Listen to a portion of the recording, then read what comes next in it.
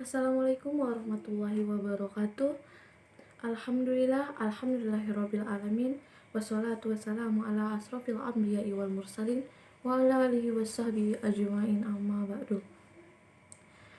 Segala puji syukur kita panjatkan kehadirat Allah Subhanahu wa taala karena sampai hari ini saya masih diberi nikmat sehat walafiat.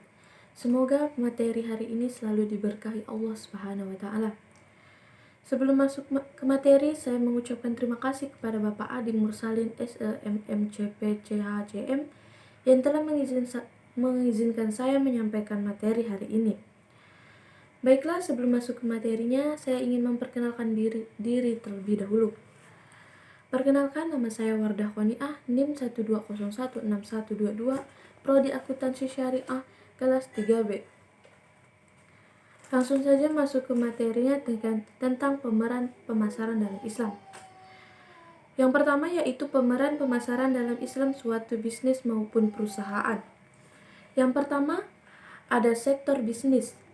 Pemasaran sangat dibutuhkan untuk mengenal produk berbagai perusahaan di bidang industri, pelayanan, penerbangan, perbankan, dan lain sebagainya.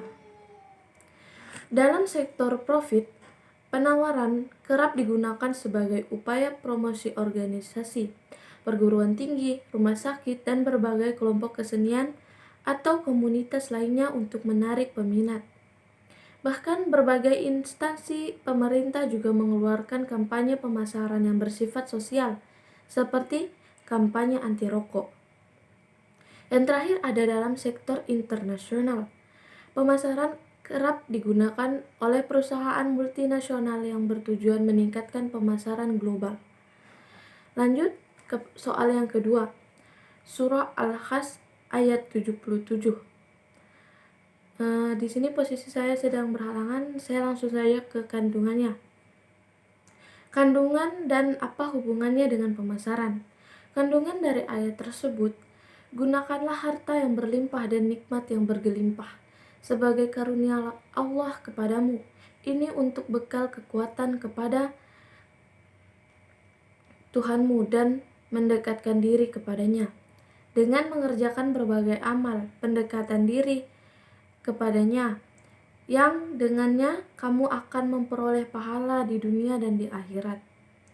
Dan janganlah kamu melupakan kebahagiaan dari kenikmatan duniawi. Maksudnya, yaitu dengan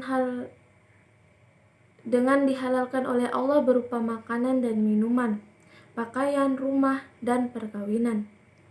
Karena sesungguhnya engkau mempunyai kewajiban terhadap Tuhanmu, dan engkau mempunyai kewajiban terhadap dirimu sendiri dan yang lain, dan berbuat baiklah kepada sesama makhluk Allah, seperti Allah baik kepadamu.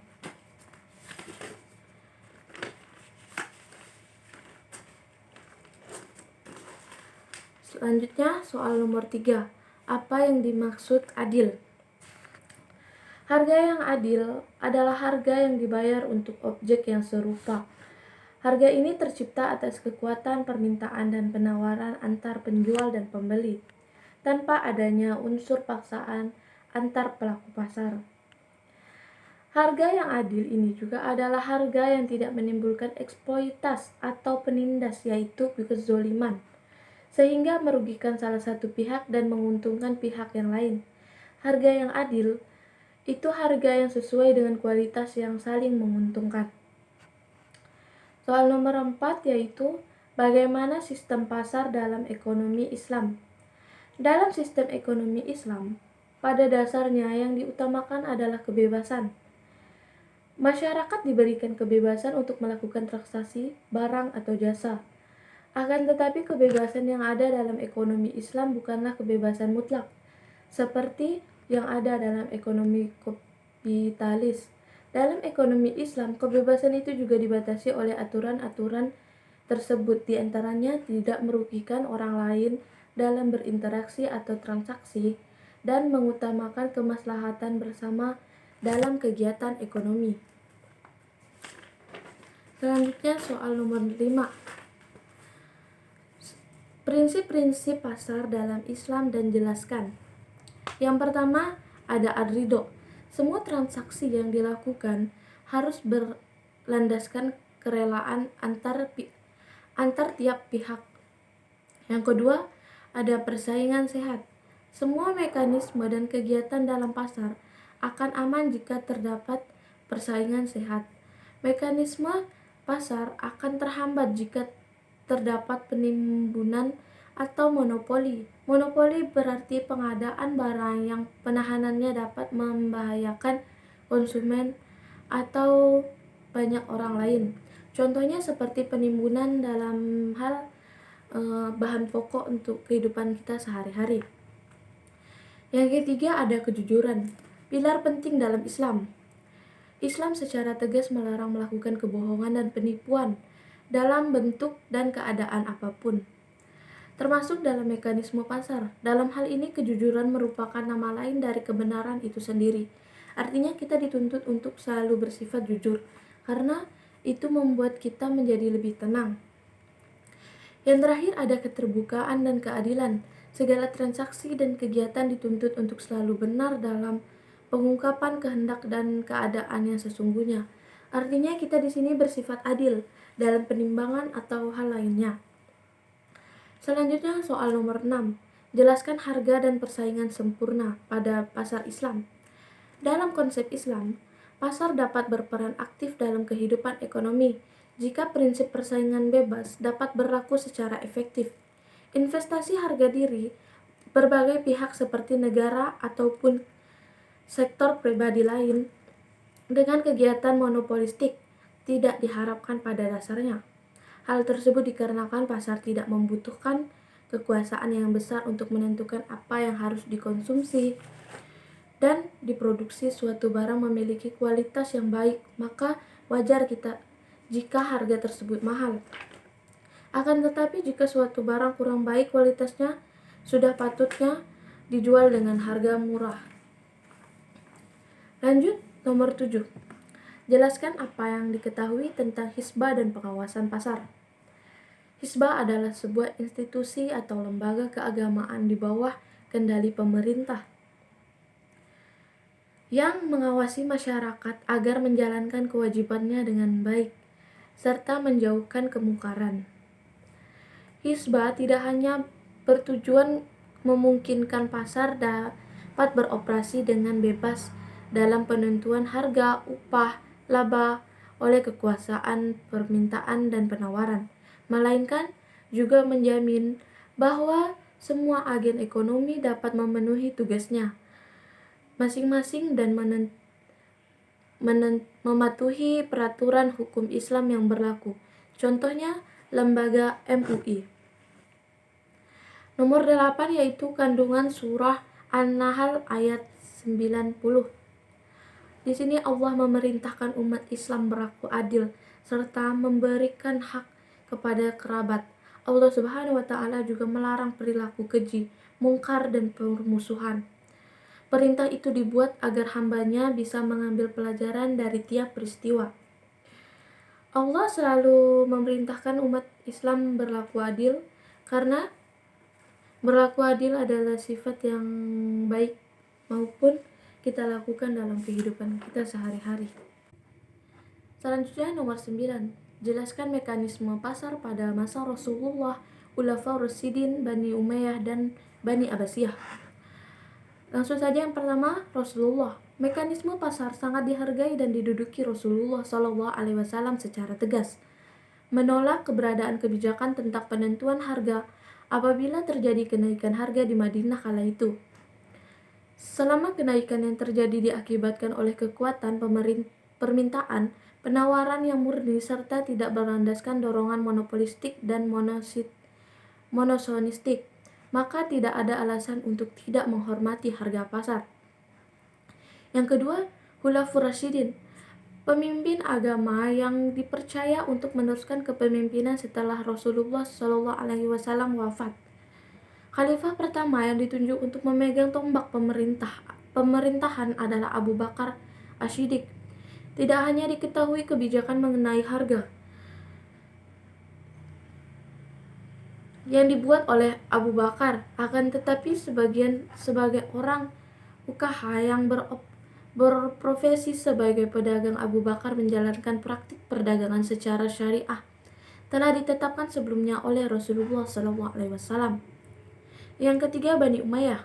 Banyak ditemukan buku-buku yang ditulis oleh UKH menunjukkan perkembangan Islam. Buku-buku yang mereka tulis sebenarnya membahas tentang sistem ekonomi Abu Yusuf, menyangkal pendapat umum bahwa apabila persediaan barang sedikit maka harganya akan mahal, sedangkan apabila persediaan barang banyak maka harganya akan murah. Yang keempat yaitu ada Bani Abbasiyah. Terbagi menjadi dua pemimpin, yaitu Ahmad bin Hambal dan Imam Al-Ghazali. Masa pemimpinan Ahmad bin Hambal, pengecam pembelian dari seorang penjual yang menurunkan harga suatu barang dan untuk mencegah orang membeli barang yang sama dari penjual lainnya. Sedangkan pada masa Imam Al-Ghazali sangat menentang penimbunan uang dengan alasan bahwa uang dilarang untuk memudahkan pertukaran, sedangkan praktik penimbunan uang dapat menghalangi proses pertukaran tersebut. Nomor 10 yaitu apa yang dimaksud dengan kekuatan pasar atau market power.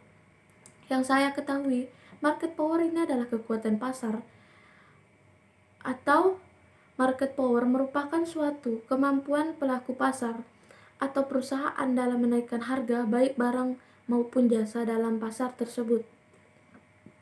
Nomor 11, apa yang diketahui tentang permintaan harga barang, pendapatan konsumen, harga barang lain yang terkait selera konsumen, ekspektasi konsumen, maslahah, penawaran, dan keuntungan. Permintaan didefinisikan sebagai banyaknya jumlah barang yang diminta pada suatu pasar dengan tingkat harga tertentu, pada tingkat pendapatan tertentu, dan dalam periode tertentu, sedangkan harga barang pada umumnya. Hubungan antara tingkat harga dan jumlah permintaan adalah negatif, yaitu semakin tinggi tingkat harga, semakin rendah juga jumlah permintaan, dan begitu pula sebaliknya. Selanjutnya yaitu pendapatan konsumen. Semakin tinggi pendapatan seseorang, maka akan semakin tinggi daya beli orang tersebut. Sedangkan harga barang lain yang akan terkait adalah komplementer dari barang tersebut. Jika harga barang substitusi turun, maka permintaan terhadap barang tersebut akan turun karena konsumen beralih pada barang substitusi. Dan selera konsumen itu adalah suatu barang tinggi, maka permintaan akan barang tersebut akan meningkat meskipun harganya tinggi. Begitu pula sebaliknya. Selanjutnya, ekspektasi dibagi menjadi dua, yaitu ekspektasi positif dan negatif. Dalam hal ini juga konsumen memiliki ekspektasi positif terhadap suatu barang, maka konsumen akan lebih terdorong untuk membeli barang tersebut. Begitu pula sebaliknya. Dan maslahah. Maslahah sendiri merupakan upaya meraih manfaat dan menghindari kemudaratan. Dan penawaran merupakan elemen penting dalam pergerakan pasar. Penawaran didefinisikan sebagai jumlah barang dan jasa tersedia dan dapat ditawarkan oleh produsen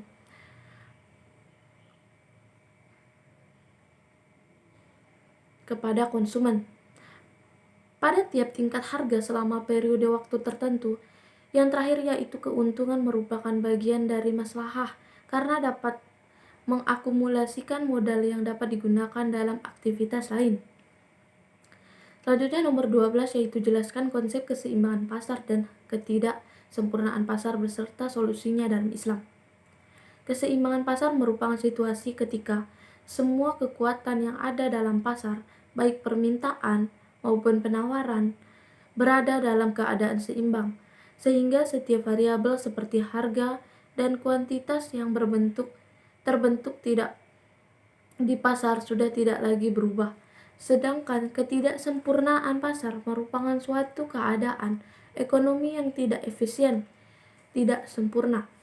Sesuai dengan katanya yang tadi, tidak keseimbangan suatu pasar. Dan tidak keseimbangan dalam pasar sehingga mengganggu mekanisme pasar. Salah satu solusi terhadap ketidaksempurnaan pasar adalah harga yang adil dan keterbukaan informasi. Selanjutnya yaitu jelaskan peranan pemerintah dalam mengontrol pasar.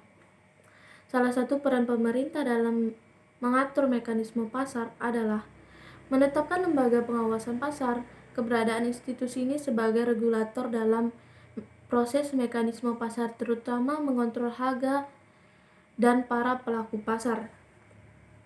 Yang terakhir yaitu jelaskan proses keputusan pembelian konsumen. Proses keputusan pembelian dimulai apabila konsumen menyadari suatu masalah atau kebutuhan terhadap suatu produk yang diinginkan. Proses pembelian menggambarkan alasan mengapa seseorang lebih menyukai memilih produk dengan merek tertentu. Proses keputusan pembelian terdiri dari 5 tahapan, yaitu pengenalan masalah, pencarian informasi, evaluasi alternatif keputusan pembelian, dan yang terakhir yaitu evaluasi pasca pembelian. Mungkin sekian materi yang dapat saya sampaikan pada bab 3 ini. Kurang lebihnya saya mohon maaf. Ihdinas syiratal mustaqim. Wassalamualaikum warahmatullahi wabarakatuh.